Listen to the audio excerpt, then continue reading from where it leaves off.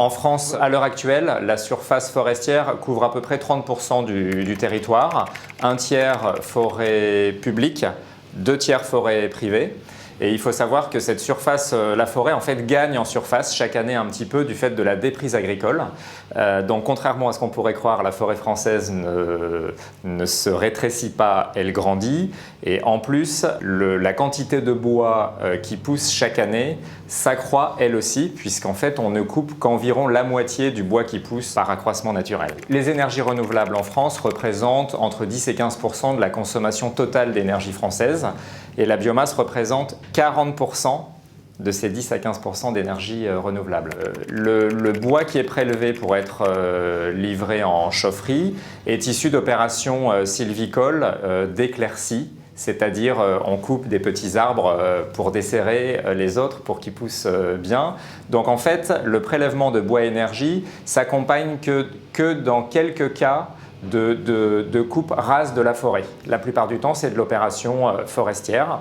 Il y a quelques cas dans lesquels on intervient en coupe rase, quand le peuplement peut être coupé, mais c'est des cas dans lesquels de la replantation est prévue derrière. Quel bois on utilise pour la filière bois énergie, pour les apporter en chaufferie? Il y a deux types de bois. Il y a soit des petits arbres qu'on récolte dans les endroits où la forêt pousse, la forêt grandit, c'est des arbres autour de 10 mètres de hauteur qui font 10 cm de diamètre, 10-15 cm. Donc là, on prend l'arbre entier. Et il y a aussi, sur les gros arbres, en fait, les autres segments de la filière bois prélèvent le bois d'œuvre, hein, qui est la partie noble, ça c'est le tronc, prélèvent aussi pour le bois industrie les grosses branches. Et pour le bois énergie, en fait, il reste la partie intermédiaire des branches entre 10-15 cm pour la partie grosse et 7-8 cm pour la partie fine. Voilà. La surface forestière en France a subi une énorme baisse au début du 19e siècle avec la montée en puissance de la population et de l'industrie.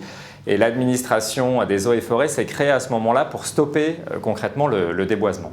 Fin des années 90, dans les années 90, le Code de l'environnement est arrivé, donc on bénéficie aujourd'hui du Code forestier, du Code de l'environnement. Donc on a tout un corpus de normes qui a pour but de gérer et de préserver la ressource. Globalement, la forêt française est gérée et pour l'immense majorité d'entre elles, bénéficie de plans de gestion qui disent ce que l'on fait en termes de préservation de l'environnement et de récolte de bois.